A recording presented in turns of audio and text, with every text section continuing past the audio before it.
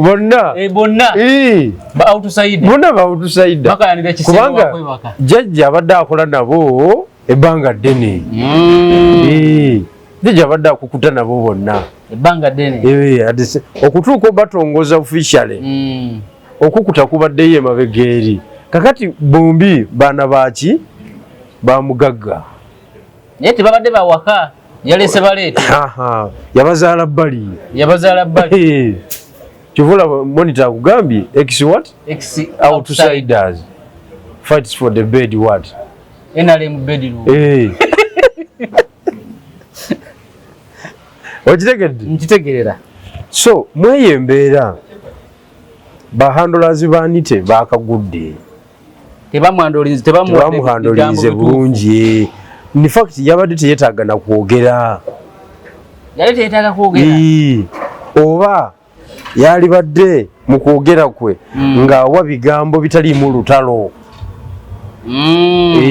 kwaniriza bagenyi bonna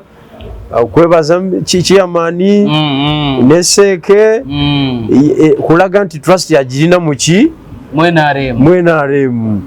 ebala okutwaniriza olaba ne mwanyinaze naye yazze yali badde atambule mu eyo line n'awaana ne Mao okujja okulaga nti ekibiina NRM this is a democratic party ngojeko DPLDP ekibiina kya demokrasi ow'ekika ekyawaggulu yalwanye bulwanyi naye nga byalwana naye mugenyi kati kino tekinyiiza taata ono aleese omwana we gwe yazaala ebbali n'otandika omukomerera emisumaali of course kimunyiiza yamanya bumanya nti ono ayidde waliwo osinzira okubeera ng'otulaba nkwaniriza nnyo olunaku olwaleero nkubuuzako nti wasiibye otya afunye okusoomozebwa nkusaasidde ofiiriddwa olwaziza n'okusoomozebwa okulala asobotuka ku buwanguzi nkuyozaayoza tuli ku MS Media tuli ku General Bijirwa Moses emikutu ebiri kwe tuli tugenda kwogera ebigambo olunaku olwaleero General Bijirwa agenda kubuuza tutandike programu sebo tukwaniriza sebo buuze ku bantu abalabi baffe abalungi ate ndi musanyufu okumawo wano lwakutaano tubeerawo ne mwale wiiki tubeerawo so tewali nnyo obuzibu twebaza mu bagoberezi baffe tusharinga ebirowoozo nammwe kifa abali waggulu w'okumanya naye tufuna bufunyi mukisa okubeera emabega w'omuzindaalo netuwa opinioni zaffe ate nammwe zammwe ne tuziraba mu comment section tuziraba so tubeebaza buli muntu bw'alowooza ebirowoozo byo kyabugagga kyo ebirowoozo byo bikkirizibwa tetujja kukuvunaana olw'okuba olowoozezza bwotyo no buli muntu alina ng'ejjalabamu ebintu bye era mbagaliza sho ennungi tweyanza nnyo tweyanzege jano bimanja tutandikire ku lutalo olwavudde ekyankwanzi wakati wa Anita Among Speaker wa Parliament yatera abwegwanyiza Parliament ye12 ne Nobert Mao mubaka wa Parliament omulonde Minister wa Justice President General wa DP era yegwanyiza okubeera Speaker wa Parliament ye12 Among mu statement ye yagambye nti ekyokubeera nti twakola cooperation tekitegeeza nti atogenda kujja mu kisenge kyaffe Mao naddamu n'agamba nti aine endeta gye yakireesemu nga nti n'omwana okunsalutinga omugenyi wa taata we gwayise ekyo nakyo tekibeera kirungi abatavumye mugenyi abavumye taata Anita Among otwalwa ebigambo bino lwayingiddemu ne Nobert Mao alumalako bulungi lulina kye lumwongerako mu leese eno kakati nga sinatuuka ku ekyo kantegeeza abatulaba nti wano wetuli bayitawo ku Landista Hotel ebatuwa facilities kwe tutuula yani tutambuza ebintu byonna twagala okubeebaza olw'okutandulawo ne kabbandi era ndowooza sitting arrangement ogirabye ne system yennyini ngirabe etu so muziki gugenda endongo egenda kukaaba wano tandika sanga mmeka etandika 3 okukwata obulungi 3 ekyokunywakyo byonna tebiri mu get correction ojja buzibu kati wano wona ba reservinzeewo tulaba opapula buli bwa reservation tebo wano baziriservings baluwa basasudde tebanaba kujja bajja mu time babinywera bakuno ku makiri esimu yavuze dda nti awo reserving tebo nya tebo 3 tebo 2 entebe enye bwe bityo so oluusi tubeerawo wano ne tunyumirwamu nga omanyi ebyokutwala jjajja bimala ne biwanvu wamu nawe ne muddako ku muziki ate kati oba onookola ki ndabye ekipande kinene kiriko live band endonga ekaabirawo wano bulungi ebyokulya kiriya ebyokulya ate kati okuva ku kifuriutu kirabye kyayi okutukira ddala ku biri ebisembayo jjukira waliwo sauna gym waliwo endongo waliwo nebbaala ekeesa eringa kilabu eri wansi awo okowa wano ova mu gym ogendako mu sauna ova mu gym ogenda mu sauna novayo nojja mu bandi bandi eggwa mukaaga kitundu noyingira ebbaala ovawo ku makya ku 9 awo ng'okooye noyingira ruumu kuba balina ebisulo newebaka parking nayo ngirabye si ya mulembe ddala size ziri parking ez'okuyeyiriza so webityo bibiri nyigaawo ebeeraawo ejja kubeerawo nti asikali wali basikali mbalabye ku geeti webali ebyokwerinda wano ggulugulu kifo kyamaanyi ddala ddala naye kakati ku nsonga gy'ogambye ey'olutalo ensonga y'obwa sipiika mbadde njigamba abantu wano ng'abantu bagamba yaggwa seeke yakola recommendation era nga ne vibe ya nite ogiraba ng'alaga nti kiwedde kyaggwa naye ebigambo byange byenzize njogera ku mikutu egy'enjawulo ne wano ku MS jjajja yabikaatiriza kati bavuddeyo ng'ewedde ensonga teyawedde yagambye bijja kwogurako right time mukadde akatuufu kati kiwedde kitegeeza ebbaluwa ya seeke eri teyali saagiwakanya wano saagiwakanya nti tebiriiyo kuba ttiimu yani teyagenze ng'eyagala komawo na wiini kigambo kya jjajja owa sipiika nga baagala komawo na wiini nti ensonga twagimala as Central Executive Committee era bwe tugimala that is the position of the party ebulako mwe balonzi twendoosi ekyo tekyavuddeyo kyaganye ekyo tekyavuddeyo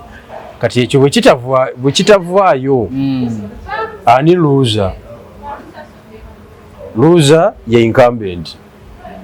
jajja okugaana obuganya okugamba nti ekyo kyaggwa n'agamba nti tukyabitunulamu with facts sipiika aba aluzinga ya luzinga because yalina omupiira buli ogusula aluzinga naye nate ogusula gukuwa empoza buli ogusula buli ekiwanvuwa who is the beneficiary abamuvuganya mwaso Robert Mao kubanga alabisenga yavuddeyo nga ayinamu kuki ku vibe era ebigambo byani tewabirabye bwe yagambye nti National Resistance Movement yagenda mu cooperation n'ebibiina ebirala but bwe tugenda mu cooperation n'ekibiina ekirala ekitegeeza oyingire mu kisenge in this case obwa speaker kisenge olina kukoma mu ddiiro okay kati ekyo kitegeeza ki walabye engalo ezakubiddwa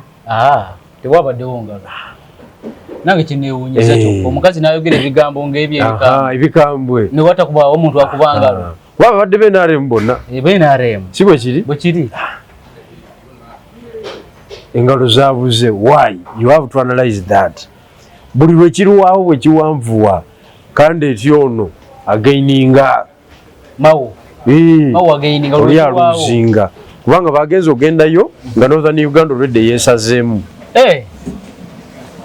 nga yeevuga kya North ngegamba nti ono yewaffe mawo era oluti baali tebazeetabamu gava wasaani kati abomambuka bo bagamba tetumuvaako no yewaffe era nga ono yasuddewo statement enene bwetyo teyafunye engalo ate teyafunye akabonero akalaga yakoze statement teyagibaze lwa nsonga waliwo kye bayita moral authority. Do you have the moral authority okwogera to claim to claim for seniority? baddewo ndi wawaka otuuka mu kisenge kyokka talina moral authority eyogera nti abaddewo akabanga kumpi bafaanagana Dede muta kukuba omutwe ex outsiders fight for NRM bedroom. Okitegedde? Bonna ba outsider. Bonna ba outsider. Baka yanira kisinga kwebaka. Jajja abadde akola nabo ebbanga ddene.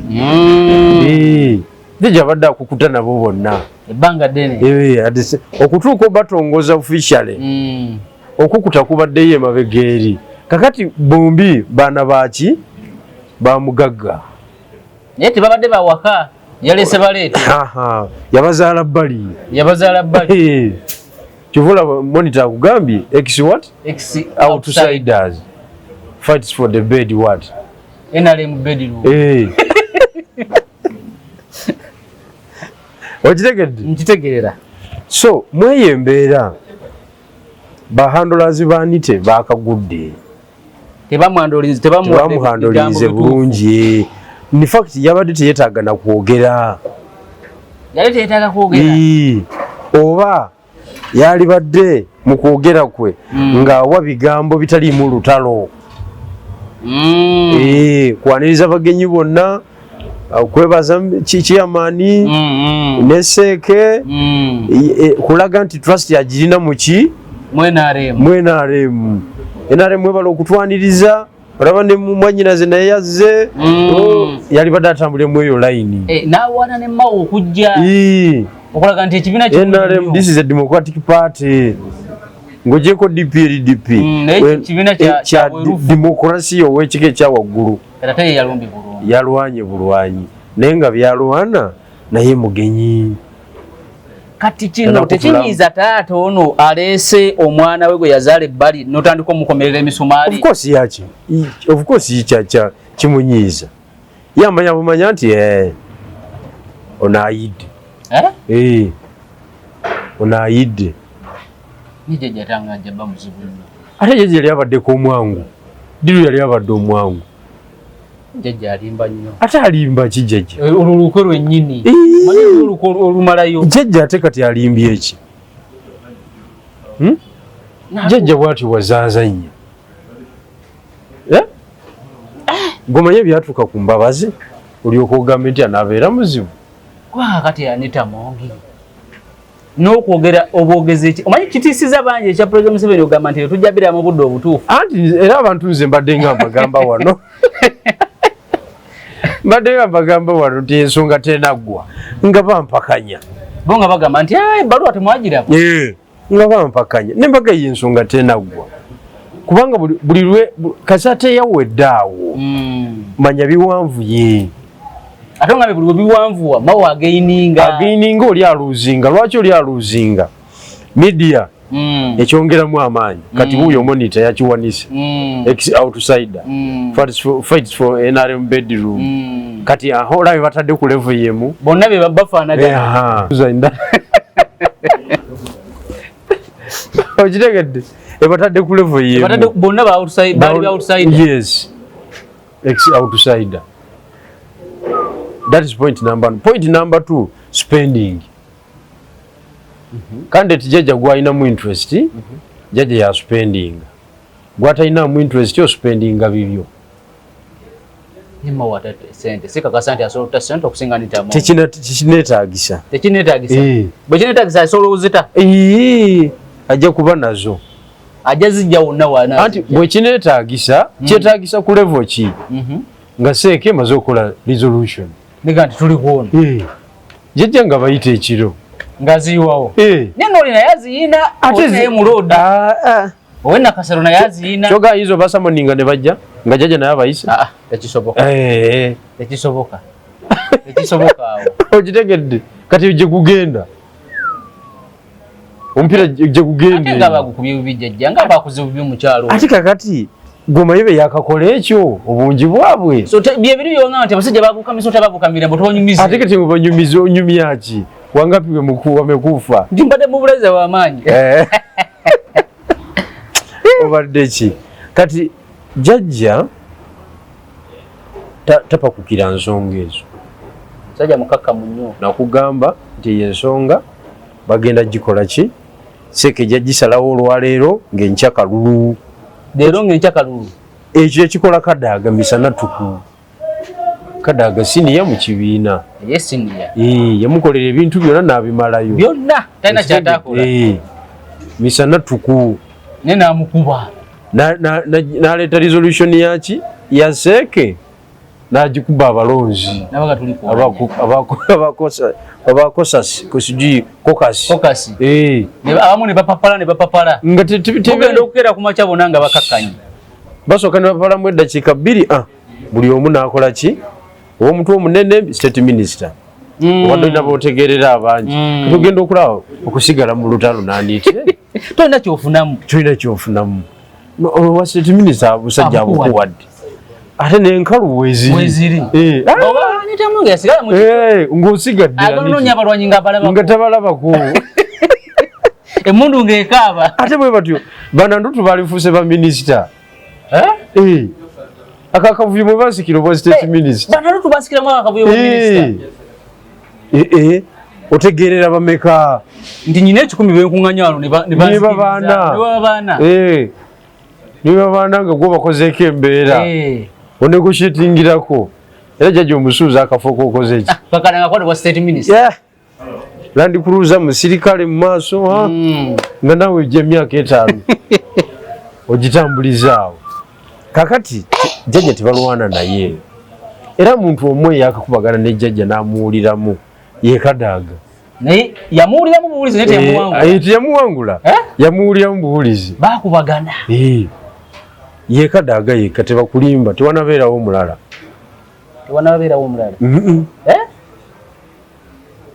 tewanabeerawo kakati bwe guwanvu wawe gutinga bwe guwanvu kubanga anite brand ye ya spending nti alina sente kati state bwe manya nti olina sente toyinza kusinza state sente tekisoboka ekuleega newe obadde ozijja wennyini esobola okufreezinga akawunti oba obadde nazo ku akawunti neteekako akanyonyi oziraba ziri mu bracket tosobola zijja neteekako akanyonyi okubira bank manager atagamba financial intelligence gyoba okubira ate financial intelligence nti akatusooka tugendeko wano iso ekurifaringa wa director general wa iso director general mukubira takwata ezo nga bazizikizza naye jjukira ye jjajja mu lutalo kweyo level ayogera na governor mwezi ntalo ayogera na governor anti kati bakutula Kadaaga naye yalina esente yali azina nga era n'abasobola okukola ki kubanga abo basudiru bonna baali ba Kadaaga akuba esimu 5 n'afuna obuwumbi 10 n'ayingira olutalo kakati ate ejjajja agambye gavana kiri kitya njagala obuwumbi 10 awo ku lutalo kati agambye tulinayo 7 nti mubuleete biliyoni 4 ne ziyiwawo ebiliyoni 7 ne bazireetaawo kati Kadaaga yamukubisa 47 47 naye gozimanyi biliyoni 47 sagana ejjajjago naye nga talina kisa anti kati politics kati fensi ffe tugisaagisa ensi y'abantu basalawo kubanga bwe sisalawo bulungi ontwala era bwekiri omuyeekera bwatyo akolera ku eyo page any slight mistake omuyeekera gyakola kitegeeza yafa so kati alina okukola ekituufu kati ye okusigala nga kitwago ye ekyatambula akyali mulamu gwolina okukola ki gwolina ovaawo kobe nga gwani omuyeekera tane mukyalawo yasigalewo n'omwana muyeekera omuyita wakusaaga ye nasigala ku struggle ye kubanga ye yingini ajja kuwasa omukyalo omulala bwekiri n'omwana ajja zaala ajja kuzaala naye bwafa olutalo luba lukoze eki luba lukomyawo kati oyinza omunyumiza ebyo omuntu yakuba Mbabazi omuntu yakuba Kayihura yakuba Tunyefunza abo abasatu abo abasatu wetabakolerako sitadde wagatako civilian Kadaga kati ate muntu kigoyinza okuleeta tinakavamu FDC nenyingira ekibiina nebampa obwa sipiika kyabula bajajja yadda ateekateeka bantu be eri ekyakwanzi nga bagati bannaye tuli wano yabadde abateekateeka mitima of course waliwo abagenda omenyeka emitima bangi n'okukaba amaziga naye ye ng'omuyekera tebimulya script yensoma ki kyekisinga obukulu tinyina kuba na mawu script egamba mu kiseera kino nina kuba na mawu naye ate ono afuze ekisanja kimu naye bambi tabadde mu byenkoledde buli kimu naye interest eziriwo za mawu abaakumaze ne bwosiita ebigere ne bwokaaba otya musajja muzibu nnyo era kati abakola naye bamugenda empola tebalowooza omanyi waliwo boolaba nga yalowooza nti yabadde naye kuva dda naye kasita oyogedde ku Kayihura yalina amaanyi naye twagenda ku faamu y'essebo nga talina wadde omukuumi nga teri wadde omusirikale nga teri wadde Kayihura naye omanyi kyekitegeeza Kayihura okubeera mu eyo embeera omusajja tazannya kati gwe tewalaba Kayihura kuba tewali mu active politics fe abali mu active politics fe tumanyi Kayihura yali mukambwe nnyo n'amaanyi tewaliwo wano bukyange NRM ejja mu buyinza tewaliwo muntu jjajja gwe yali yazito yanga we yazito ya Kayihura not even Mbabazi kubanga Mbabazi yali mu masuuti nnyo waggulu eno wansi ng'ajjayo kitono n'agira ng'ali waggulu awo aye Kayihura yali akuba wansi ne waggulu nga mu ghetto atuukayo ne mu bali abamalayo atuukayo yali watabu bangambye nti mawu yabadde alina okubeera awamu ku bagenda obwa speech naye mbu yagaaniddwa anti kati protocol team ndowooza yabaze embeera kuba tebakukutula lumu byampolampola emmese yennyini ng'ekulya ebigere ekiro efuuwawo tebakukutula lumu kuba amawu babamuwa muzindaalo ebintu byadde bigenda kukyukira ddala so tebakutula lumu process by process kati awo yafunyewo ku sigino eziraga nti tebibeere byangu okitegedde nga mubala nnyo ebintu kati ate bakukutula lumu ofe nti kati bw'okola kino ate bw'oba oli omuzindala bagenda mumaliriza nkugambye abantu baali esansabaze tebakukutula lumu kyandibadde ng'ekiwedde kati olutalo oluzeeko lwa analysis ebyagenze mu maaso bitegeeza ki kituufu okitegedde kati analysis zinaagenda okuggwa nga buli muntu alaba nti kuba n'ababaka basomye sigino wali eri endulu n'ekyuka endulu teyazeemu kubeera wamu ensonga lwaki ono we yayogedde kiri tebakubye endulu omukulu baali babadde bamaze omubala wayimiridde so ababazi protocol yagaye nti kakati wakwatira omuzindalo mu mawu amumaliriza ekyemuwa kyobalaba abantu ne bagamba jjajja ye sipiika ekyo nange nkikiriza leero okiwulidde era oba sipiika buliko akalulu aka kamu kajjajja wagamba nti ono afuuka tebayagadde mukutula lumu tebayagadde era teyasiibudde ye yakitegedde ani atasiibudde anitamu yavudde ekyankwazi nga tasiibudde ate kati yasiibudde yasuze buyende yasuze buyende yakaabye okuva ekyankwazi paka buyende abantu bajja kutegeera bye mbagamba wano mpolampola bana byafuzi nga bazibu nnyo. President Museveni ekituufu bw'asuula Anita Among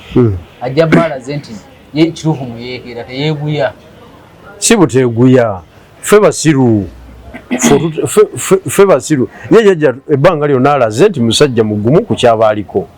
Bw'aba ayagadde ekintu takyukakyuka. Okiwulidde? Tatagala kobenga omasa naye nga interest zigamba nti akuta aba alina okukuta. Kakati ffe bajega abalowooza nti jajja akyuka, abalowooza nti jajja kati yalikoze bw'ati nti abeere n'ekisa ayamba omukyalo namukoledde buli kimu. Kyokka baddaye anti oba tobaddeewo mu byobufuzi bya wano ng'oyogera bw'otyo.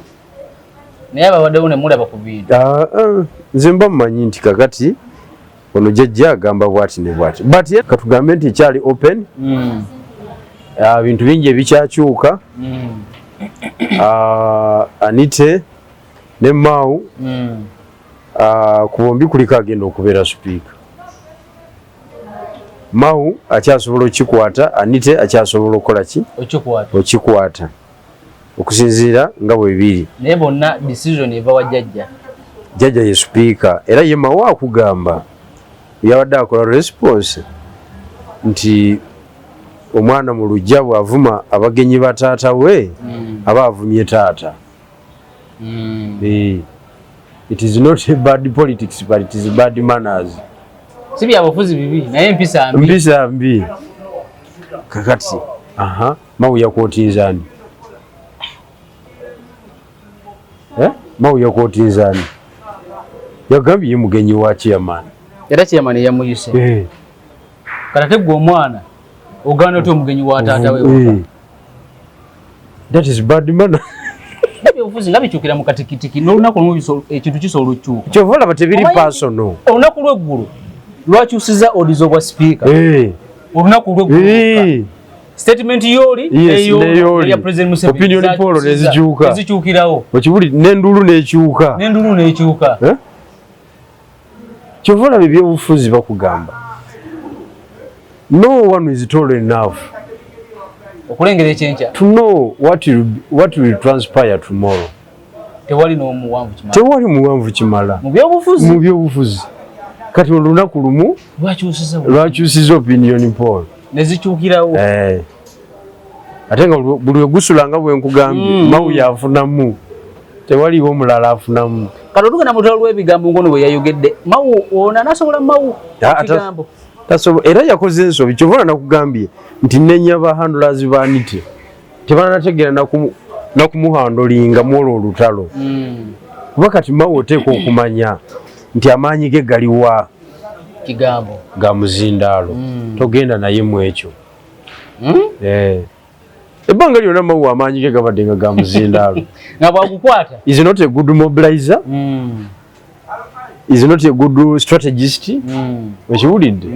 Is an orator. Singa kwata omuzindaalo bw'ati. Kati laba ono bwamutwala mu lutalo lw'ebigambo. Bwasinga okumanya.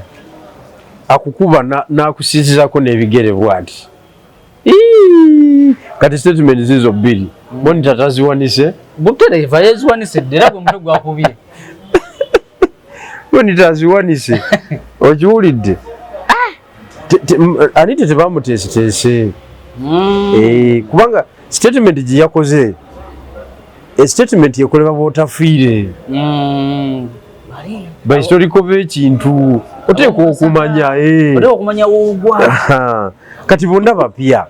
kituufu. Bonna baki bapya mu NRM. Kakati nga gugamba otya nti gwotuuka mu kisenge toyagala onaatuuke mu kisenge. Omanye ebbanga jjajja lyakolaganye ne Mao liiza okuba gwavu n'okusinga gwe. Andi yaba ategeera tebalina kye bamanye. Nkugambye naye bw'omulaba ayogera ku muzindaalo jjajja olaba nga ali sirias, olaba nga ali genuine. Kumbe byaleseeyo. Allah mulango omuntu mulamu. Olaba ng'omusajja byayogera kugamba ebiwedde is genuine naye nga byeyesigaliza wangamba ekisanvu yabeera nakyo teri akitunulamu alina gye ayina 8 ayina 2 mu matatu fe bali bakubyeko matatu wesente okiwulidde nga mukuba kafuba oli okubyeko akafuba omukuomu nali nkakubyeko kati oyinza okundya gemu nga nina 8 zonna nzirina 2 zonna nzirina zembwa si zembwa nezijje zonna nzirina okiwulidde otuba tuguggyemu kiri kinanka nkitaiga nga nezisaba zonna nzirina zi factors zonna gweoyinake oyina kyo kati President Museveni ezo ye zayina owulidde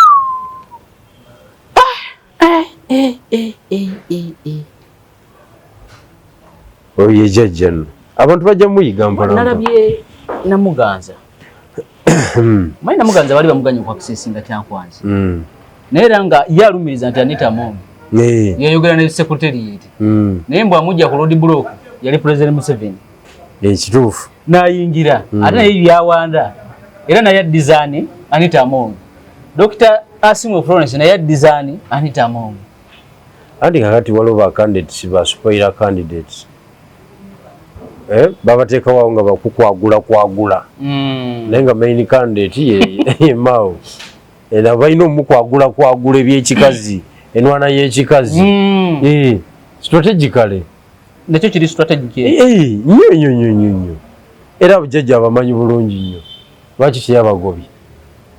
natukana jja n'oli ku road block ate kakati bamukiriza oyingira kati kyenjala okutegeeza ekyo kyennyini ekyo baakoze mitingi z'omunda bagambye yasolesa ez'omunda kubanga district ye Namutumba yagisitudde yonna yajjudde ba independent Namuganza jjajja yagisitudde yonna independent NRM obuvuyo obwakolebwa secretariat ya Tango Doi tebwakirizisa Bafraga Beyara kuwangula Bafraga Beyara baali bafu baali bafu Tanga bye yali ayagala okitegedde abatuufu ne babaggalirayo kati okujja mu kabangi ne bakukuba munda ate kati bali bajjajja kati oyinza obalemeza ku geeti kati kitegeeza n'olutalo ndowooza Speaker Parliament yalulimu olw'ebusoga eyo bulungi nnyo kati ye jjajja aba abimanyi nti otandise n'okuyingira structure ye oginfluencingemu oleete ababo kikubya nakyo bulungi nnyo ku fayiro yo bakiwandiika bulungi nnyo okubeera luli ebusoga nagamba werezi Namuganza nkugambye bulungi nnyo kati osookanga kuridinga nogaana Muganza basensalinga kuwa minisita kisooka kiwala kinyirivu eri ebusoga tubiyita bidimbufu kidimbufu bulungi kiwala kinyirivu ate mumbejja oli atayagala kumanya oweggume omuhando linga otya alwana kisoga basoga balwana batya omusoga ati mulwana byakumizigo watandika okukwata omuzindaalo yakuweereza ebigambo byakumizigo tebiba professional tuleeta bya minisita okitegedde bali abasoga nti Namuganza yaleetera ddala okulwana kulingako okwabasoga nga Namuganza yakimanyi kandidate amumanyi kuba Namuganza obwa minisita bwajja busigaza oli ow'ebunyolo simanyi oba yanaabufuna aliwa asimwe minisita we ogotera okubeera naye speaker wo simanyi yanaabufuna kubanga olaba nga ali uncoordinated naye enwana yeera olaba nga eri strategic era naye alwana akwagula bukwaguzibwa ati teri mu order teri mu order era ojja kumaliriza nga naye akoze eki nga naye abadde strategic ally mu lutalo luno So ebintu bya speaker abantu nabagamba wano mu byegendereze Jjajja tibinaggwa nga bawakana kati ndowooza bagenda bakola ki njaga nti mawa amugoberedde okumala ebbanga eriwera ng'ali mu byobufuzi mukati eno ebanga unity kugatta ndowooza eno attemputi yakuna anti ekibuuzo kya Mawulu ekizenga ku desike ya Jjajja nga amala eddakiika 45 ng'akiddamu ekibuuzo kimu akateeka ekulaga nti abadde mupoteza mulungi 45 minutes ali ku kibuuzo eki kimu kubanga yakuleeta okuva ku musaazi 52 paka olwaleero nsida kikana mutaano addamu kibuuzo kimu akulaga amakulu gaakyo kakati gwe kisinziira ku gwotegeera otya oba opiikinga mangu nga ffe ng'omanya position waali naye agenda baakoze bubi abantu ate kati ekyo ekibuuzo ekyo kyoyogera kyennyini nze sikutegeera okujja nga leero lwotandise okugoberera byobufuzi bya Jjajja batya kukadaga baakaaba nene kuno bajja kaaba sagala okusaga nga bagigudde n'agala oyingira endala ng'awunze kuba yijjukira yalwana paka ku ssaawa esembayo yalwana ne kakati bwe twagala okulabira firimu awo onaasobola okulwana nga Kadaga paka ku ssaawa esembayo wa Kadaga naye yatuuka ekiseera n'agamba kubanga olanya bwe yafa nze nali njagala Kadaga adde mu kifo ekyo n'agamba yakinzijjako yafa nti waali tumala budde okitegedde yakimuggyako yafa kitegeeza abanga atalina maanyi okugamba nti akomyewo ng'oli amaze na kufa okukomawo mweyo embeera oba tolina magezi just after 2 months after 2 years okiwulidde eyakikuggyako yafa nti akyaliwo ensonga ezakikugisaako zaggwawo weeziri yagumirayo ku West Africa nakakana Jjajja bajjamu fuse mpola mpola so nze kinuma nti abantu baganye okuyiga politics wa Jjajja ate Jjajja mu kumudefeatinga olutalo lw'okumudefeatinga tusooka kumuyiga engeri gyanyigamu empiki olutamuyiga tetusobola muwangula kati mu NRM mulimu abatanaba kumuyiga kunyiga kati gyanyigamu ate bamumanyi era batandikiddeawo okupiikinga kivulaba enduulu zaasalise naye nga bakatuuka gwomanyi vibe ya niti omanyi yabadde y'amaanyi bannammeere osaaga n'okusaaga kakati nammere wuyo Jjajja muwadde vibe namwogerako wali tomanyawo nawonna oba oli okakinga attention y'omukulu gwoba oli mu birowoozo bye okiwulidde kati nammere bw'abala embeera nga Jjajja asubula tawero walala ate asigala mu olwo olutalo akyukirawo bonna babala Jjajja ali kuki kubanga akalulu kali kamu ka Jjajja ebisigadde just procedure politics muzibu but veto powers za Jjajja bweba UN Jjajja ina veto powers za muntu omu not even sake but ye ng'omuntu nekyo gaba basekete basobola mugamba konti nedda wano ate batya okulonda speaker tali wa kibiina kyaffe nga wa DP wadde tulina naye akalagaano ate museeke mulimu omuntu omu Seke erimu abantu bangi mulimu abantu aba Aji Kigongo n'otafiire ate otafiire ex official abo bokka badda nabo ebbali bano bakasolo tasobola bayita ne batuula ne boogera abo balina byeboogera balina kubijja mu chairman's remarks chairman byayogedde si kubaganya birowoozo byabo reasoning ow'ensonga ebyo bikola no mu party zitali mu power party eri mu power inokola mu ka dictatorship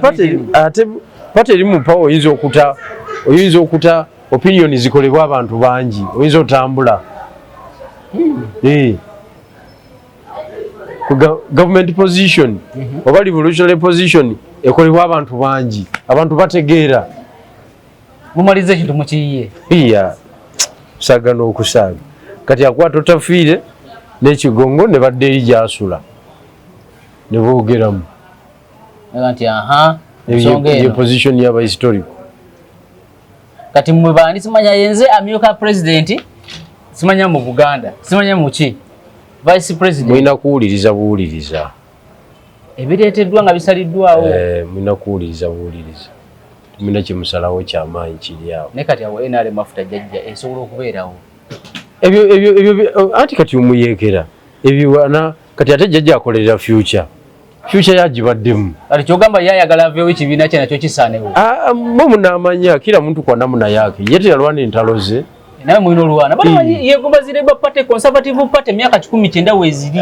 abazitandika baagenda byabazungu ebyo buli omu yeeyenga omuntu byabazungu ye yakuba mundu n'ayingira then nammwe nabayambako ne muyingira byabazungu kuba ye jajja alina kufa nga president yafa president ebinaddako tebimukwatako alina okuva mulambu bwensi nga president ebinaddako tebimukwatako nikati abo bayagaliza Uganda ate kwagaliza otunula n'obulamu bwa Uganda ogenda bulekamu abaana n'abazzukulu n'abantu bo andi kakati African politics kwegamba it's a private property kikyo bwoba okutte because cost ekikwata nene etwala obulamu kati bwoba okikutte okiwulidde bwoba okikutte kuba kati nze ndabira kunze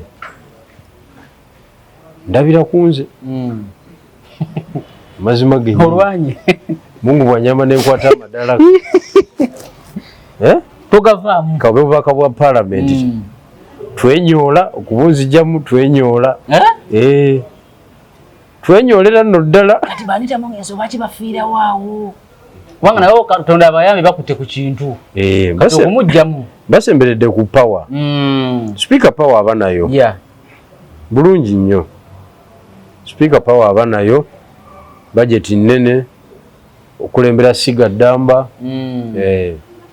bintu biba bitambula so tugendeko manyi mukyala Waiswa luli twamwogerako ng'afudde kooti ey'Ekawempe magistrate court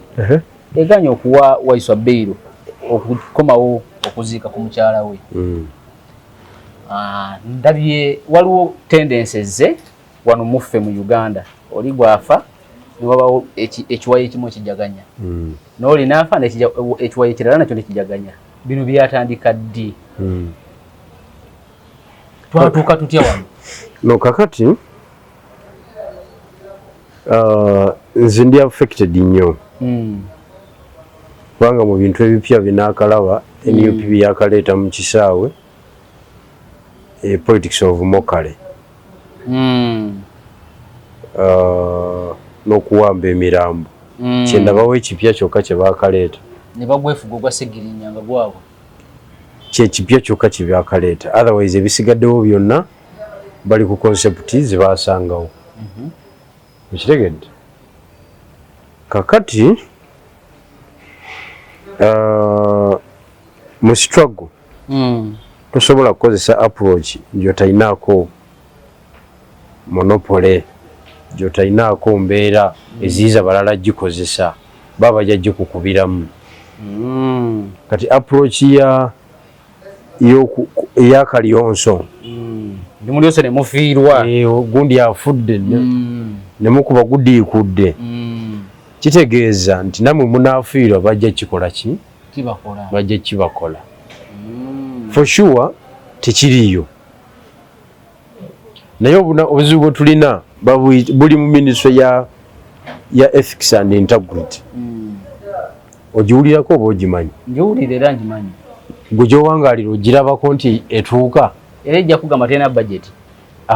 ya pisi mutuuzo ng'ovudde ku bya terina budget terina bwetuuka ng'ogifiiringa nambi niso kijje nali nfiirinze n'eyebyensimbi sigifiiringa n'eyeducation sigifiiringa kakati ministry ya ethics and integrity yali badde yavaayo kubanga bw'ogamba bogamba ntoina resources n'okugenda obugenzi ku TV era nako wetaaga resources nti wetaaga resources ate gamba babayita no bayita ne batagendayo n'okuyita obuyisi n'owa guidance nogamba ne twalitambudde bwetu. This is the position of the government as far as moral decay is concerned. Era n'otowafatwa nogamba nti yenna akwatibwa nga okuva n'olwaleero okujaganyiza afudde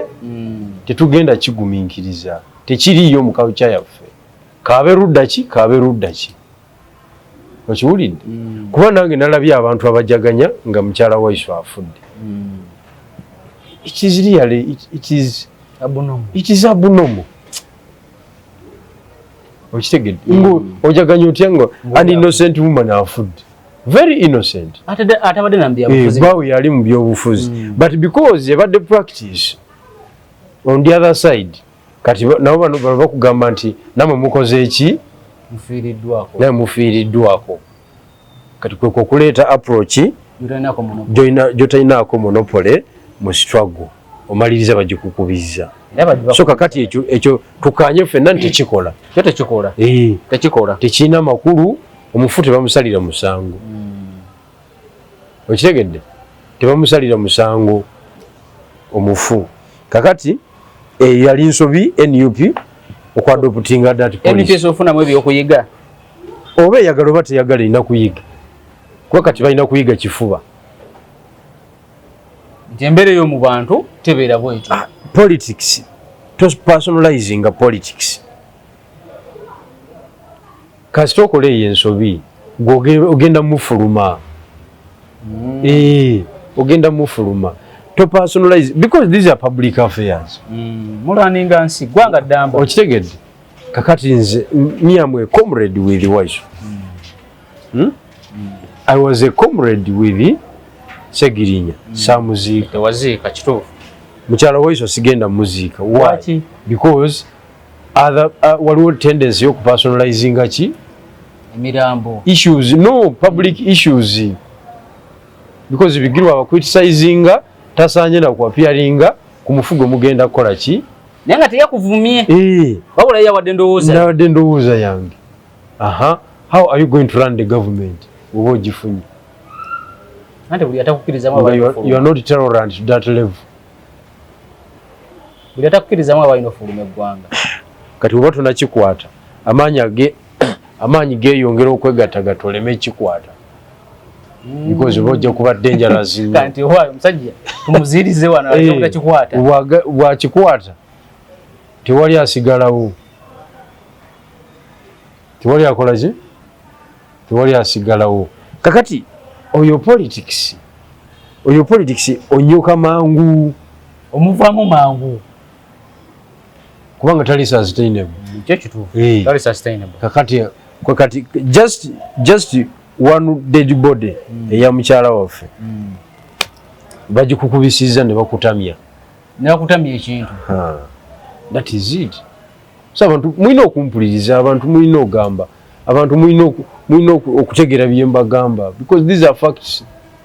so togenda kusobola kuziika naawe omulamu wammwe of course sigenda kuziika enkya ndina presentation ku School of Law KIU kyatandibadde ekyo niwe kyatandibadde ekyo of course you see bwe nagenda okulaba Waisu ne simulaba nayiga ebintu bingi mu bulamu ensi mbadde ngisaagiza otamulaba naagana omulaba saamulaba but kye mbadde nkugamba nti ensi mbadde nga ngisaagisa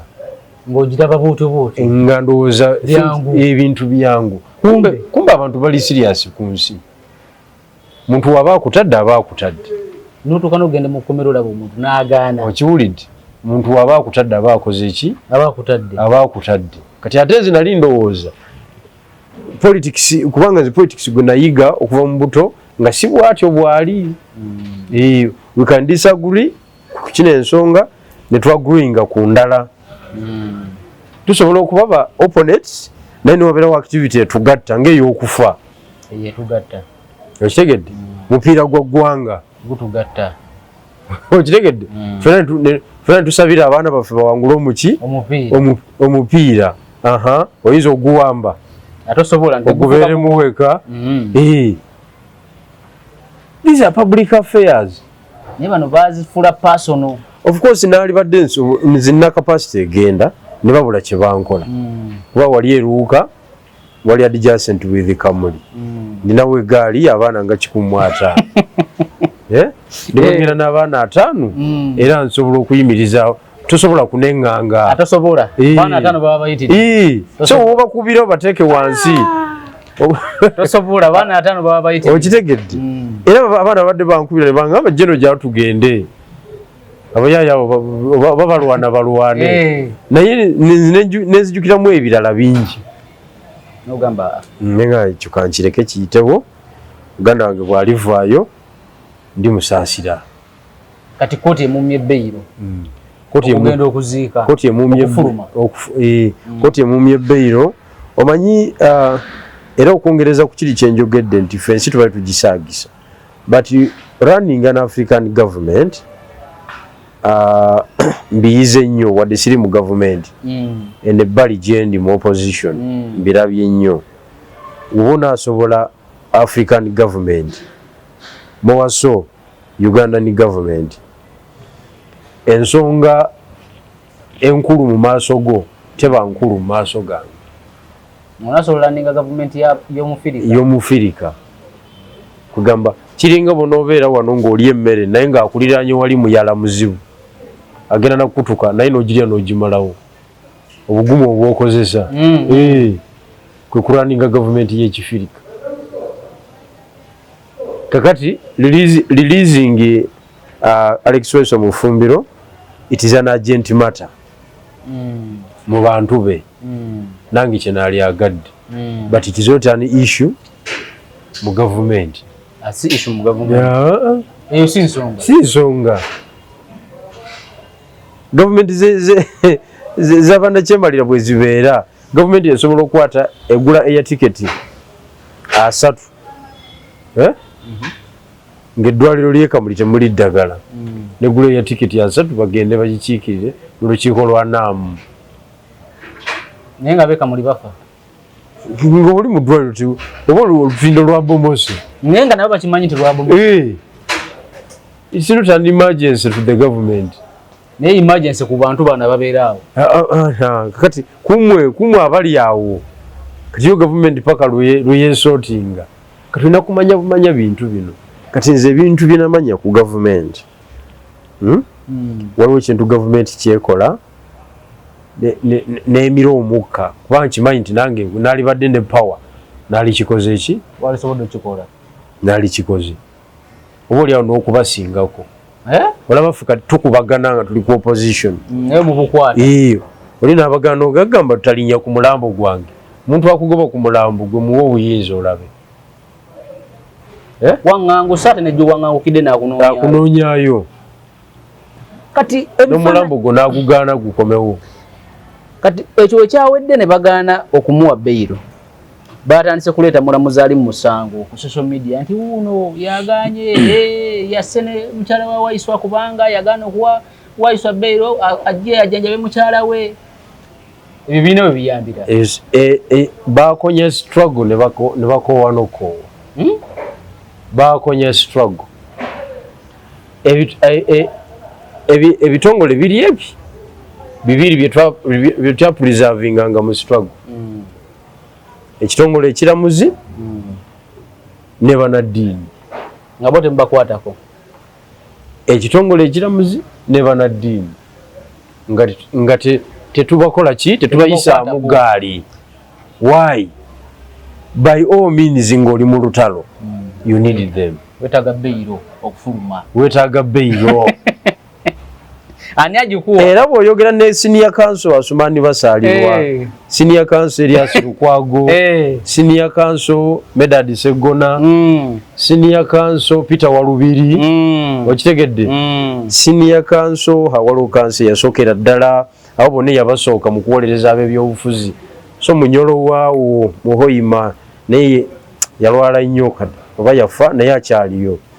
wali awo ku Uganda House walina law firm bw'oyogera naye bakugamba struggle wemba munagisobola judiciary mugiwe ekitiibwa kyayo ne mubalekeramu akatiibwa kaabwe because you are going to appear before them. Yo state egenda kunywa ekusikasuke wali kati wekanyuze kati wali wayonoona wodda osabe Bairo bagikumme kuba yokoti tebula byeyogera omulamuzi tabula byayogera okusinziira ku musajja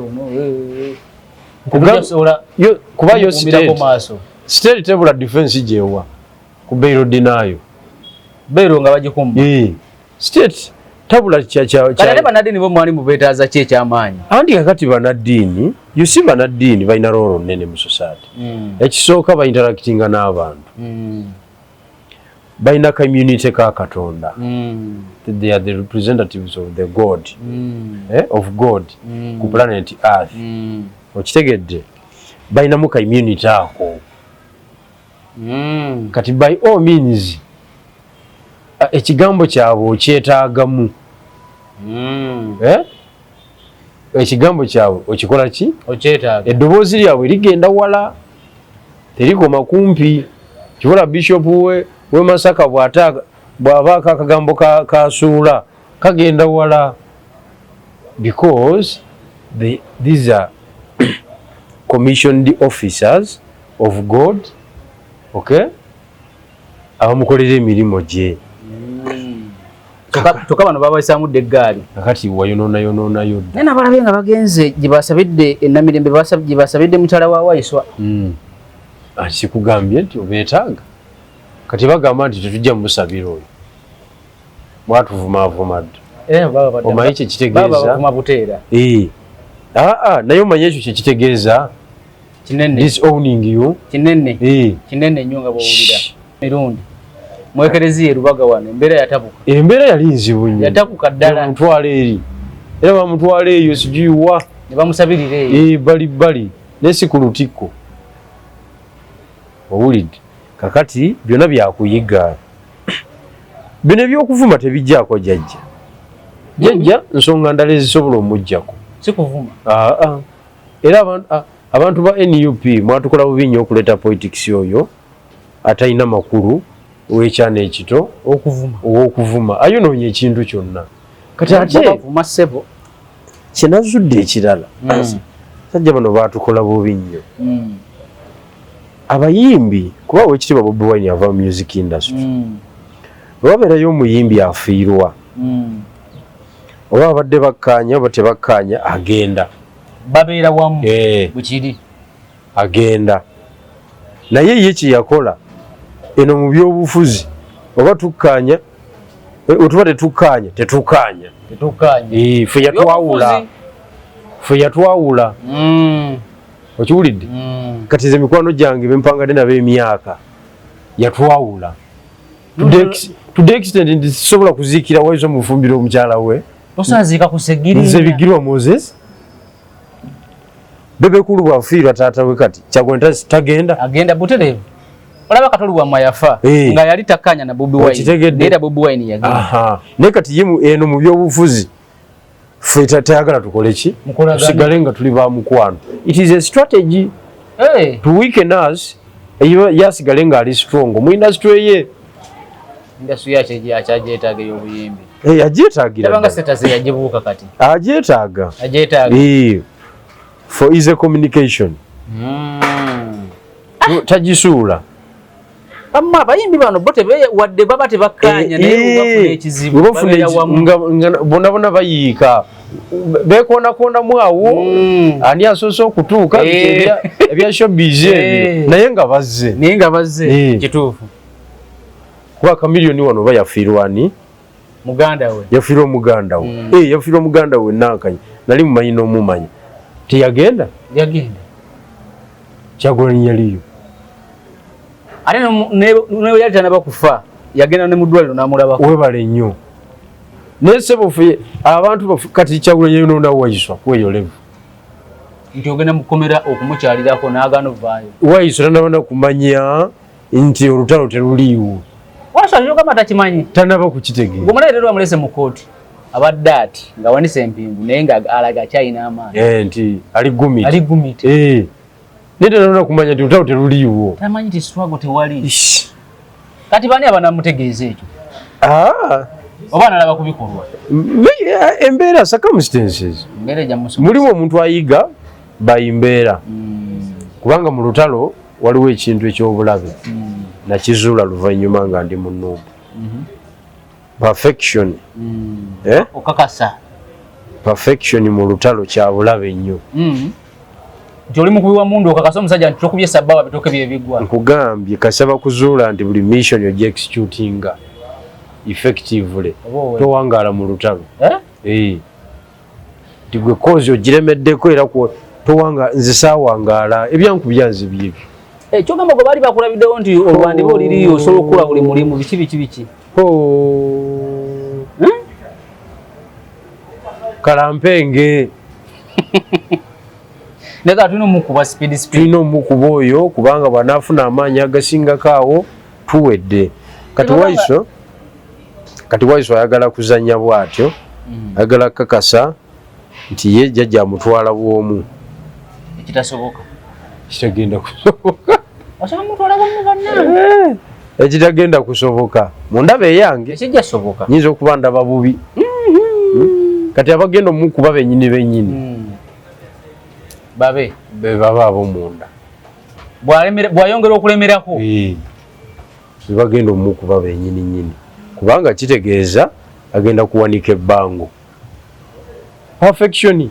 aya yakubanze yeetaaga just political lecture perfection nawe yekukubya nkugambye kutereeza bintu akasajja omukulu kakubira essimu buli ddakiika bakukubako emiko zonna paka ebakubijjise w'omukulu omukulu n'agamba tusooke tumunoonyereze ogenda okulaba akwewala kuba alipooti zakufunako zonna mbi naye takuba budde kwewozaako bwebuzi tasobola anti kati lipooti zisusse kitegeeza waliwo ekiriwo ye tayinza kumanya nti bano balina bayisaawo yaba alowooza walidde kugambye perfection yakubanze nakizuula luvannyuma sagana okusakizuula omaze fuluma nakizuula maze kati waiswa bwafuluma naye alina okusooka natta ku bigere oba nasooka na standinga struggle yeetaaga okwewa obudde wanaaba afuluma to start the struggle naye kyemmanyi nga bwomanyi ebintu bya NUP era ajja kulinnya ennyonyi awo agende mu America abeereko eyo for some time amala okubeerako eyo ndowooza with the time akomewo Jeno Bijula tugenda koma wano leero kale wona bado sinzira okubeera nga otulaba ne Jeno Bijula Moses tugenda koma wano olwaleero tujja kutandikira olunaku olulala akuume